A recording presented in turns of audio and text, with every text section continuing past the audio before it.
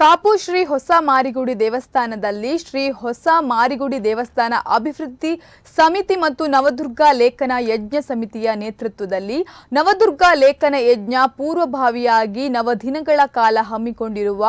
108 ತಂಡಗಳ ಭಜನಾ ಸಂಕೀರ್ತನೆಗೆ ನವದುರ್ಗ ಲೇಖನ ಯಜ್ಞ ಸಮಿತಿ ಅಧ್ಯಕ್ಷ